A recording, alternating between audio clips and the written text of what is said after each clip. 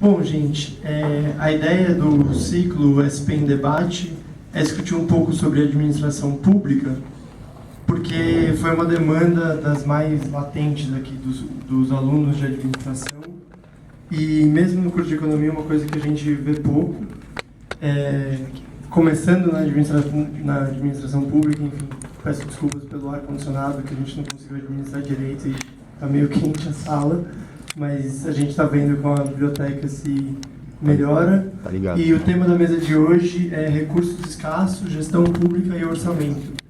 E a ideia que eu queria colocar, principalmente para os debatedores, para eles apresentarem para a gente, é trazer não só as principais questões que são colocadas para a administração pública, principalmente no tocante ao orçamento, investimentos e tudo mais, mas também aproveitar para discutir um pouco o que significa gerir, estar no executivo de um município num período, enfim, que o país tem sérias dificuldades orçamentárias, como é gerir um orçamento em períodos de conturbação política, quais são as influências que a política traz para esse tipo de atividade, e, enfim, claro, tratar da gestão Haddad no possível, porque são inúmeras as polêmicas que sempre rondam, sai polêmica, entra polêmica, e no orçamento nós tivemos diversas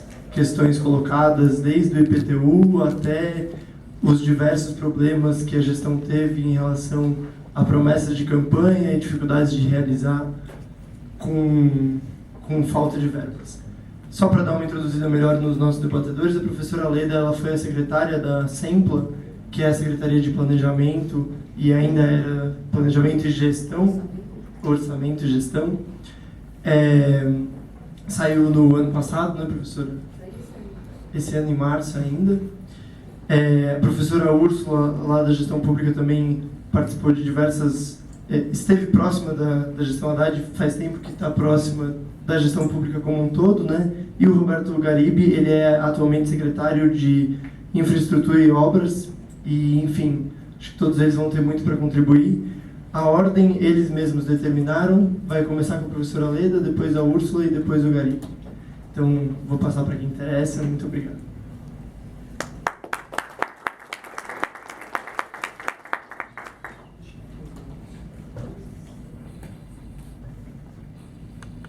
Bem, queria, em primeiro lugar, agradecer ao Centro Acadêmico por essa oportunidade de falar, apesar de eu ter muito contato com os alunos, estou sempre dando aula, né?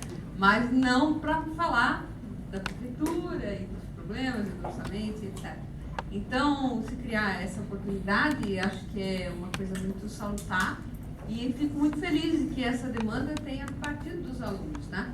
Porque significa que há um interesse pela gestão da coisa pública, né, pela coisa pública, independentemente de qual será o futuro de vocês, aonde trabalharão, o que farão, né, mas de ter esse interesse, acho que é uma coisa que deixa a gente, enfim, só vou botar o meu óculos aqui, eu esqueci, e aí eu não consigo enxergar. Eu consigo enxergar porque eu estou falando da pessoa.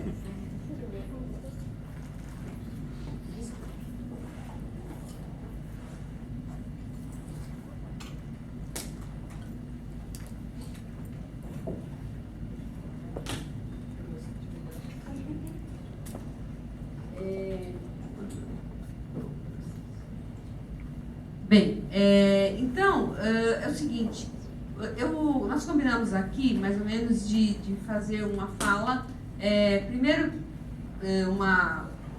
digamos assim, uma visão mais geral do que é a gestão, do que são os desafios da gestão, né? Quando falar gestão aqui, eu estou falando planejamento, orçamento e gestão, eu estou falando o que eu comandei lá na prefeitura, na SEMPLA, né? E depois a Úrsula, que é, enfim, talvez uma das maiores especialistas do Brasil em orçamento público, né, que foi minha secretária adjunta, me ajudou muito por um ano, depois ela me abandonou, né? Mas a Úrsula é uma companheira de luta aí de muitos anos, e muito competente, então ela vai focar mais propriamente a questão de orçamento, questão, né, de os desafios da execução orçamentária e tudo mais. E o Garibe vai dar um enfoque aí mais, digamos assim, de geopolítica da gestão pública municipal, vamos dizer assim, né?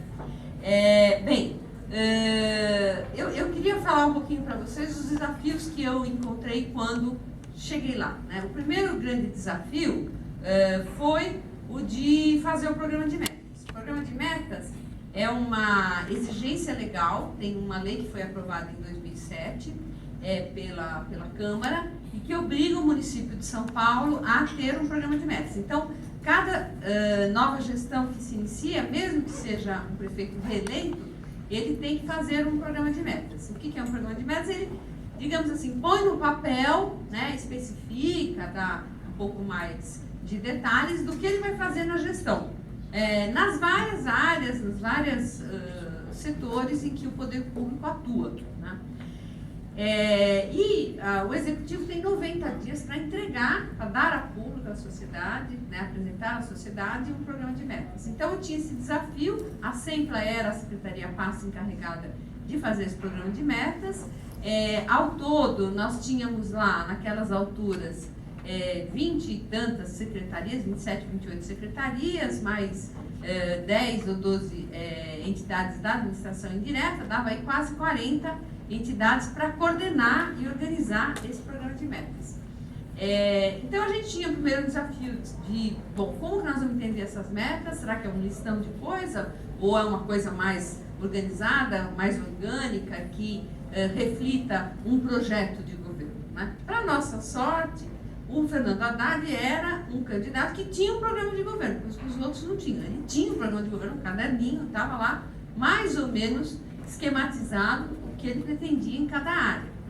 Então, assim, o memorando circular número 1 que saiu da SEMPLA para todas as secretarias e para todas as entidades da administração indireta foi, né? Depois que a gente definiu, eu não vou entrar aqui na discussão do que é meta, o que é objetivo, o que é eixo de discussão do programa, mas a gente definiu bem o que era cada coisa e a gente solicitou a todos que fizessem o seu planejamento, o seu programa de metas. E agora, a ordem, né, geral foi fazer um programa de metas, a proposta de programa de metas, com o programa do prefeito debaixo do braço, né? Então, esse era o princípio. O princípio que foi um princípio que deve ser o princípio da gestão pública, de que se o candidato ganhou, ele tem uma visão de cidade, ele tem uma ideia do que ele quer fazer, do que é prioritário, do que não é, né? De que cidade ele imagina e ele espera ter dali um tempo. Então, ele tem que ter uma gestão compatível e coerente com aquilo que ele defendeu na campanha.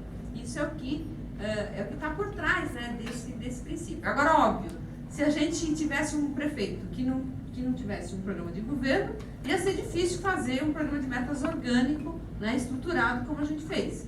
A gente faria certamente um listão de coisas, como fez o ex-prefeito Kassab, que foi o primeiro prefeito que teve que cumprir essa lei.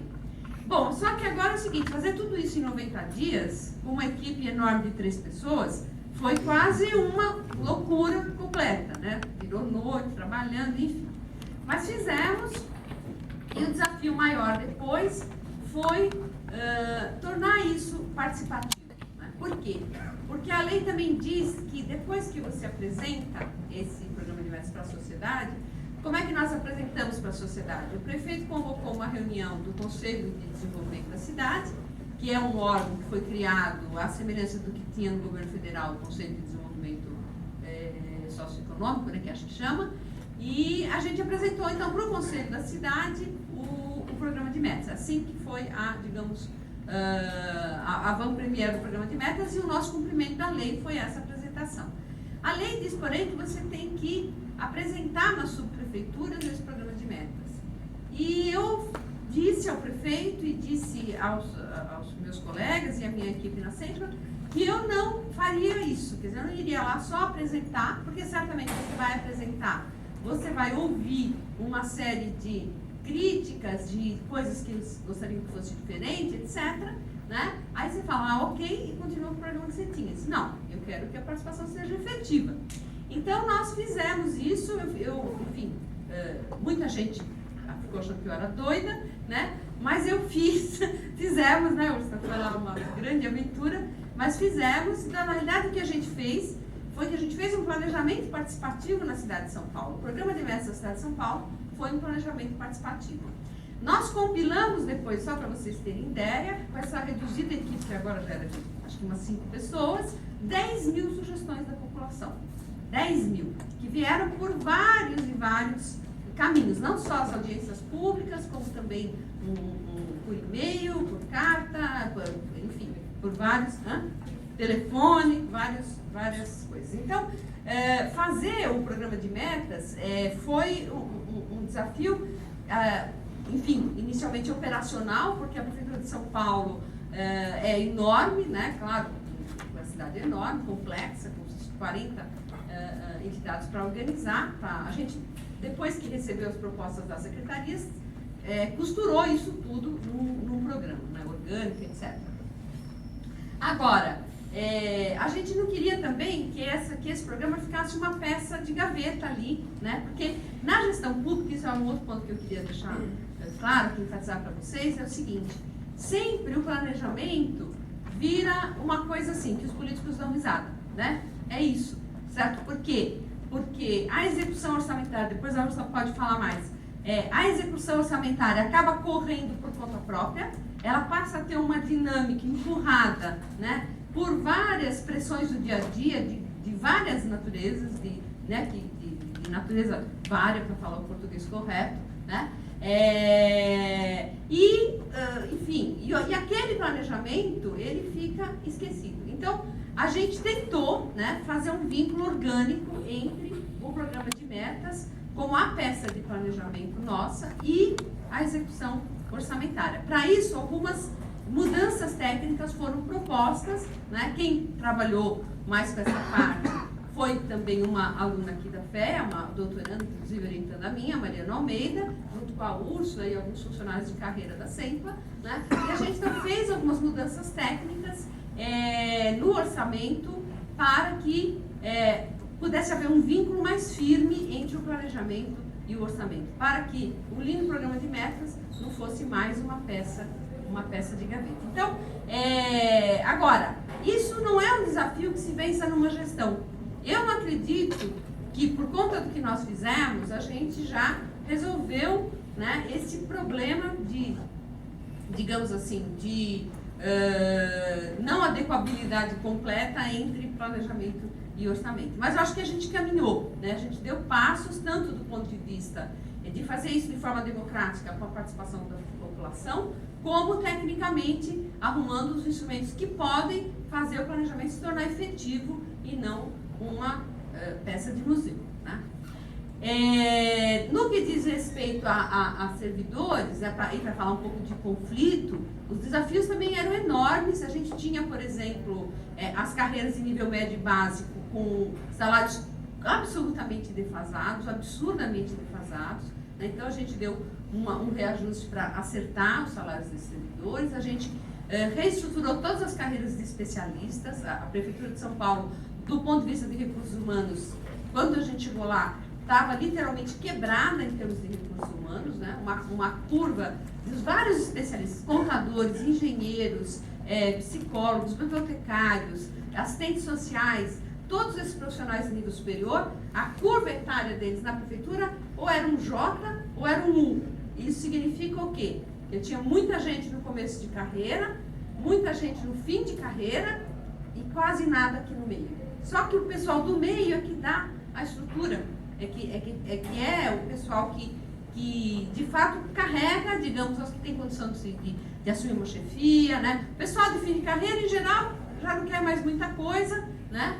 Não quer muita injeção de paciência. O pessoal de começo de carreira, os salários eram ridiculamente baixos de começo de carreira.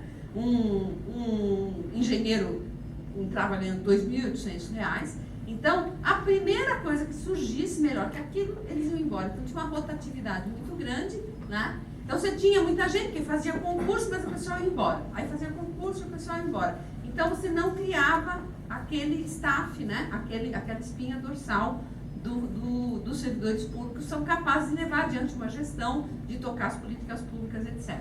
Então, a gente também fez uma série de propostas para resolver isso aí, para melhorar essa situação.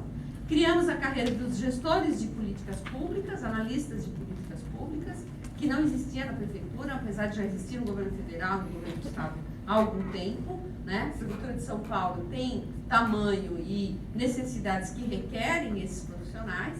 Com isso, a gente espera melhorar, né, no médio prazo, os recursos humanos da prefeitura. E, do ponto de vista da negociação com os sindicatos, a gente criou ou recriou, que já tinha existido na época da prefeita Marta Suplicy, o sistema de negociação permanente, que são mesas permanentes de negociação entre o executivo e os sindicatos, enfim, com muitos atritos, com dificuldades, com, enfim, todos os conflitos que vocês imaginam, mas é a forma, enfim, que as gestões democráticas e populares, em geral, utilizam para a relação com os sindicatos. Bom, tem uma série mais de outras coisas que a CEPA cuidava, né, como a questão da tecnologia de informação e comunicação, a questão dos contratos e licitações, né? Então, a gente, por exemplo, quando a gente entrou, até 2012, só 12% das contratações e aquisições da prefeitura eram feitas por meios eletrônicos, né? E a gente fez um enorme esforço para aumentar isso. Por quê? Porque o meio eletrônico, ele garante a concorrência muito mais, né? E ele permite a participação de muito mais agentes nos processos e, portanto, traz ganhos de eficiência para a administração pública. 12%, mesmo considerando que muitas das coisas não se prestam a isso, muitos dos tipos de contratação e aquisição não se prestam a isso, que tem que fazer licitação mesmo tradicional, etc., 12% era muito pouco, né? Então a gente fez, porque na realidade existia uma obrigatoriedade de compras dessa forma e que não era seguida. E a gente criou mecanismos de obrigar as secretarias a fazerem as aquisições por meios eletrônicos. E com isso, quando eu saí de lá, esse percentual de 12% já estava em 40%. E já havia estudos mostrando quantos milhões a gente economizou, né, só pelo fato de substituir, né, essa modalidade de aquisição por meios eletrônicos. Na esfera de criação de indicadores, de estudos de custo, etc., também a gente avançou bastante. A gente criou o Observatório da Cidade, o Observa Sampa. O Observatório da Cidade é um sistema interativo do qual a população pode participar e que cria indicadores que vão, inclusive, servir para aferir os objetivos estratégicos do programa de metas, né? Nada disso existia, a gente criou tudo isso. Agora, é evidente que uma cidade como São Paulo, com o tamanho que tem, com a importância que tem, né, ela tem que ter condições de se fazer um raio-x o tempo todo e permitir que a população também acompanhe o que está acontecendo com as principais questões da cidade, né? Porque se implementa uma política pública, e como é que você mensura se está indo bem ou se está indo mal a política pública, né? Então, quando a gente viu agora recentemente que saiu um dado aí sobre a queda do número de acho que atropelamentos, alguma coisa que caiu brutalmente aí, não é? O que foi isso? De acidentes com mortes no trânsito, caiu muito, né? Então, é um indicador de que você está melhorando, as políticas públicas estão fazendo efeito em determinadas coisas.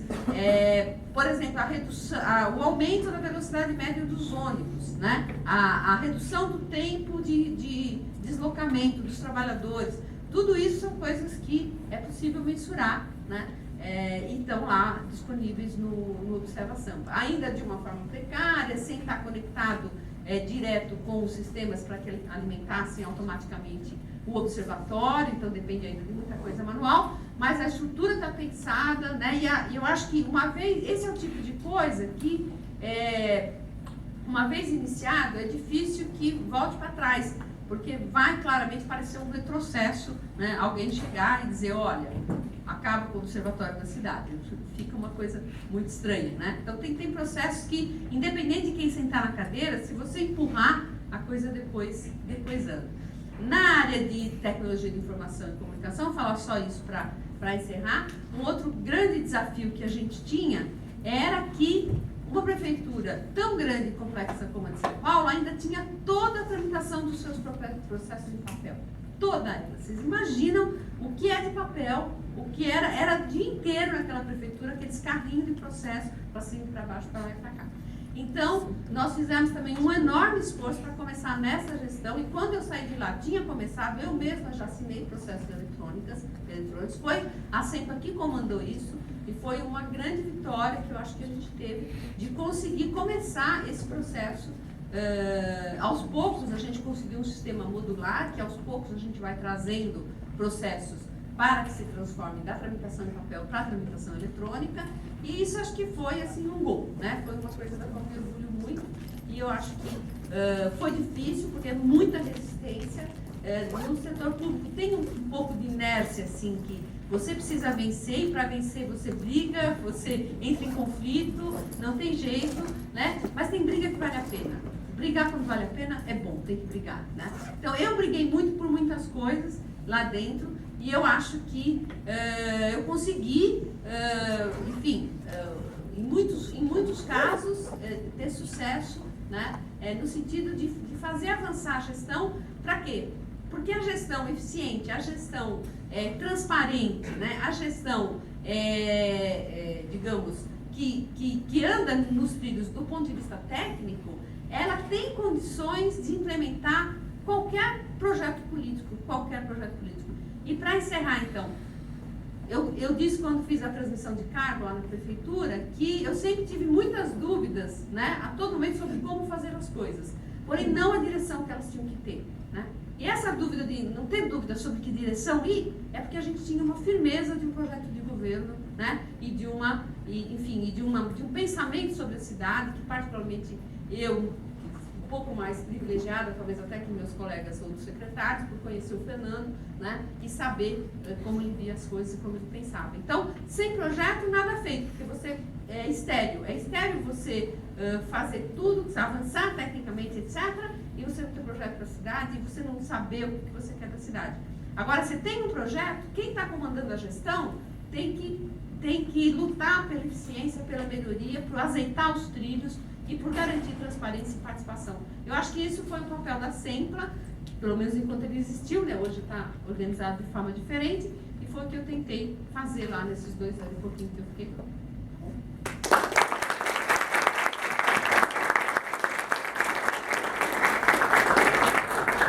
Passar para a Úrsula.